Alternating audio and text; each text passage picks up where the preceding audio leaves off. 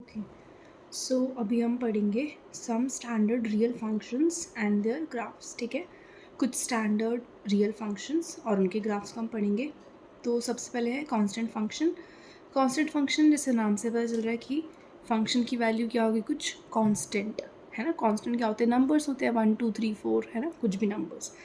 यानी कि क्या बोल रहा है, if K is a fixed real number then a function F X given by F X equals to K for all x belongs to real numbers is called a constant function. For example, f(x) equals to 2, तो it is a constant function क्योंकि इसकी value कोई constant आ रही है। Okay, तो इसे graph कैसे plot करेंगे हम ना f(x) को equals to y बोलते हैं। ठीक है, दैट मीन्स ये क्या है, y equals to 2। y equals to 2 कौन सी लाइन होती है, सी, दिस इज y में 1 2, यहाँ पे 2 है तो y equals to 2 will be this line, a line which is parallel to X axis. ठीक है, कांस्टेंट फंक्शन का जो डोमेन होता है which is equals to the set of all real numbers and the range is equals to the K. Constant जो number है ना, ये हमेशा देखो रेंज में क्या आएंगे, सिर्फ के ही आएगा रेंज में। क्यों, क्योंकि सभी वैल्यूज़ जो हैं सिर्फ क्या देंगी, के ही देंगी। चाहे हम एक्स की जगह पे अगर हम 2 पुट करेंगे तब भी आंसर 2 आएगा, एक्स की जगह पे 3 पुट करेंगे तब भी 2 आएगा। यानी कि हर बार जो आंसर है दिस ये कांस्टेंट ही आएगा विच इज़ के, या इसको आप यहाँ पे इस केस में इट इज़ इक्वल्स टू 2। ठीक है, ये होता है सिंगलटन 2। ठीक है, okay. Next function is identity function. The function that associates each real number to itself is called the identity function and is usually denoted by I, capital I. Okay, तो कैसे define करेंगे, I from R to R defined by I X is equals to X for all x belongs to R is called the identity function. Identity function क्या कह रहा है कि ऐसा function जो x को खुद से ही एसोसिएट कर दे। ठीक है, यानी कि उसकी वैल्यू क्या आएगी, हमेशा x ही आएगी। f of x is equals to x। ठीक है, तो यानी कि अगर मैं f of 1 निकालूंगी तो भी 1, f of 10 निकालूंगी तो 10, यानी कि जो x है वही वैल्यू आ जाएगी उसकी। ठीक है, इसका ग्राफ कैसे बनाएंगे, जब हम देखो ग्राफ्स आर वेरी इजी। आप इनकी वैल्यूज़ में x की जगह पे वैल्यू पुट करोगे और ये हो जाएगा y। ठीक है, आई एक्स या एफ एक्स जो है उसको हम y ले रहे हैं तो it is y equals to x हो गया। ठीक है, and y equals to x जो लाइन होती है it is a line which passes through the origin. ठीक है, तो ये हमारी लाइन हो जाएगी फॉर आइडेंटिटी फंक्शन का ग्राफ हो जाएगा। ठीक है, इसकी जो डोमेन और रेंज है it is equals to capital R which is the set of all real numbers. ठीक, ओके, ये बेसिक वाले हैं। और अब हम पढ़ते हैं which is square function, the function that associates a real number x to its square, यानी कि x square is called the square function. Since x square is defined for all x belongs to R, so we define the square function as, कैसे define कर रहे हैं, f from R to R defined by fx equals to x square is called the square function. अब square function का graph कैसे होएगा, यानी कि y equals to x square का ग्राफ कैसे होएगा, ये ग्राफ्स आप इजीली प्लॉट कर सकते हो बाय पुटिंग द वैल्यूज़। ठीक है, आपकी बुक में गिवन भी है, आप x की वैल्यू कुछ पुट करोगे उससे आपके पास y की कुछ वैल्यू आएगी, उसको कोऑर्डिनेट सिस्टम में आपको पॉइंट्स प्लॉट करने आते हैं ऑब्वियसली। जब आप पॉइंट्स प्लॉट करोगे तो आपको ऐसे ऐसे ऐसे डॉट डॉट करके अगर आप ज्वाइन करोगे उन पॉइंट्स को तो आपका ऐसा एक ग्राफ बन जाएगा। ठीक है, तो वो उस चीज़ में मैं नहीं जा रही हूँ, वो आपको खुद से एक बार चेक करना है कि ये ग्राफ इसका ये आ रहा है या नहीं आ रहा है। ठीक है, okay. Next is cube function. The function F from R to R defined by F X equals to X cube, cube मतलब एक्स क्यूब। ठीक है, उसका ग्राफ सिमिलरली कुछ इस तरीके का बनेगा। ये ना स्टैंडर्ड ग्राफ्स हैं, ये आपको पता भी होने चाहिए। एक बार अभी तो आप इसको मार्क करके भी प्लॉट करके देख सकते हो पॉइंट्स को, फिर ये ऐसे फिगर कच कर्व ऐसा बन जाएगा। Otherwise if I will say कि आपको y इक्वल्स टू एक्स का कैसा ग्राफ होता है तो ऐसा होता है, y equals to X cube का कैसा ग्राफ होता है, ऐसा होता है। कांस्टेंट का कैसा होता है, straight line parallel to X axis. Identity का कैसा होता है, passing through origin, like this. ठीक है, okay. Next is reciprocal function. Reciprocal function क्या हो जाएगा, F X equals to 1/x, simple. तो अब इसका ग्राफ कैसा होएगा, लाइक दिस। ठीक है, ये कभी भी ओरिजिन को टच नहीं करेगा। लाइक दिस, ठीक है, ऐसे है। इसके जो डोमेन और रेंज हैं इसमें क्या हो जाएगा, r-0 r-0, यानी कि 0 को हटा के सारे रियल नंबर्स इसकी डोमेन और रेंज में आ जाएंगे, ठीक है। We observe that 1/x decreases with the increase in x। अगर x को बढ़ाएंगे तो जो हमारा 1/x है वो डिक्रीज होगा, है ना, क्योंकि x और 1/x आपस में कैसे हैं, रेसिप्रोकल है। तो अगर हम x को नीचे वाली क्वांटिटी को बढ़ाएंगे तो 1/x क्या हो जाएगा, डिक्रीज हो जाएगा, ठीक है, okay. Next is modulus function. अब देखो ये 4-5 तो फिर भी आपको पता है, आप इजी लग रहे थे कि ठीक है ऐसे ऐसे होता है, रेसिप्रोकल उल्टा कर देंगे, स्क्वायर में एक्स स्क्वायर हो जाएगा, क्यूब में एक्स क्यूब हो जाएगा, लाइक दिस, ठीक है। आपकी बुक में ये ना पॉलिनॉमियल फंक्शन और रैशनल फंक्शन करके दिए हुए हैं, ठीक है, पॉलिनॉमियल फंक्शन और रैशनल फंक्शन, ठीक है। रैशनल तो आपको पता ही है, f(x)(gx) की फॉर्म में होते हैं, where g(x) not equals to 0, ठीक है, ओके। सो हाँ, अब हम नेक्स्ट जो पढ़ेंगे ये ज़्यादा इंपॉर्टेंट है, which is modulus function, signum function and greatest integer function. Okay, आराम से देखते हैं। First is modulus function. इनका कुछ नहीं है, बेसिक आपको हम इनको कैसे डिफाइन करेंगे वो आपको थोड़ा सा याद करना है एक बार, है ना।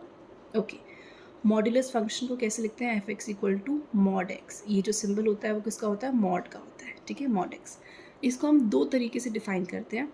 अगर तो हमारा जो अंदर वाली चीज़ है, मॉड के अंदर वाली चीज़ x greater than equal to 0 है, देन उसकी वैल्यू, मॉड की वैल्यू, इस पूरे की वैल्यू क्या हो जाएगी, जस्ट x।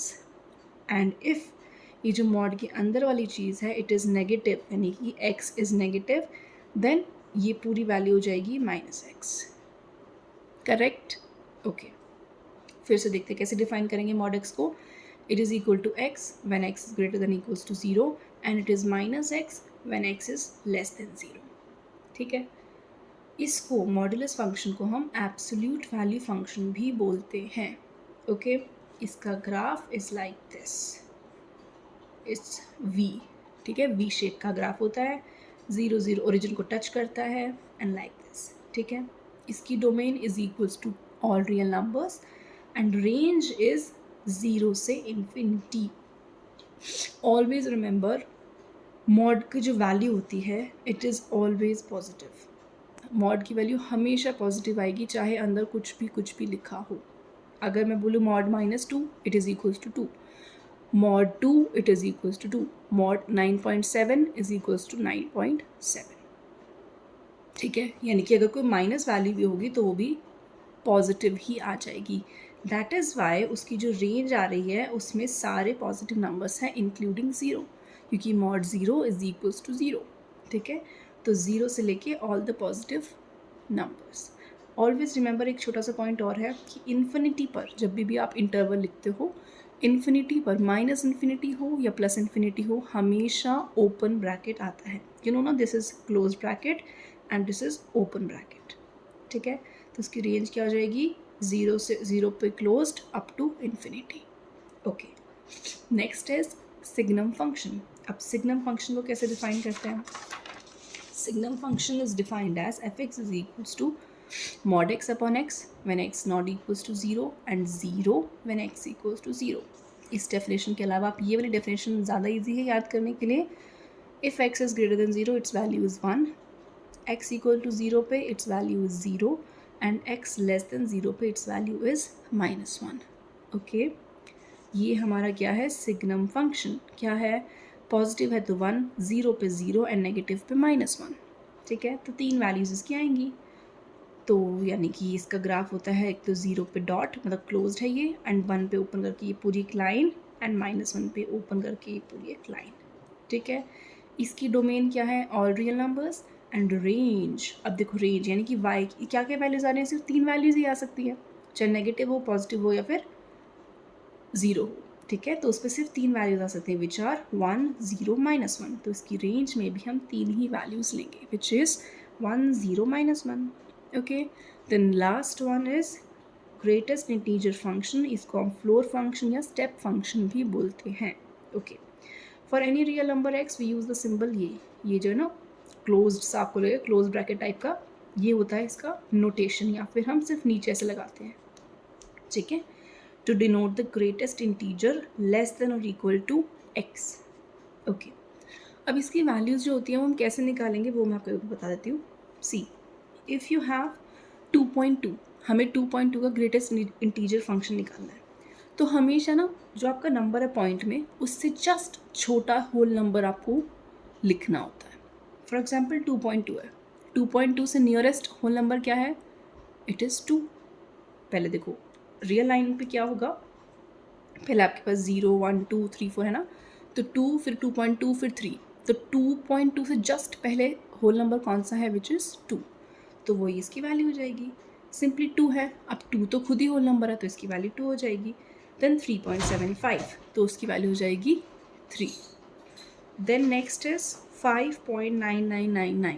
ठीक है, तो अगर 5.9999 है तो हमको ये नहीं देखना कि इसकी बात तो जैसे 5.99 तो इसकी वैल्यू तो आगे 6 होनी चाहिए, है ना? नो, इससे जस्ट पहले वाला रियल नंबर कौन सा होगा? Which is 5. चाहे कितना भी बड़ा नंबर हो उससे जस्ट पहले वाला ही हमें चेक करना है. ओके, तो पॉजिटिव वाले में तो कोई दिक्कत नहीं आई. अब नेगेटिव वाले देखते हैं. ओके, तो नेगेटिव यानी कि -5.5 की वैल्यू क्या हो जाएगी? -6. अब -6 क्यों? तो -5 होना चाहिए. नो, सी रियल नंबर लाइन पे देखते हैं. यहाँ पे आपका -6, -5, -4 सो ऑन, यहाँ पे कहीं 0 है. ठीक है, आपका नंबर क्या है? -5.5. वो कहीं यहाँ पर आएगा -5.5. इससे जस्ट देखो, इससे छोटा नंबर लेना है, छोटा. अब नेगेटिव में -5 छोटा होता है कि -6? -6, राइट.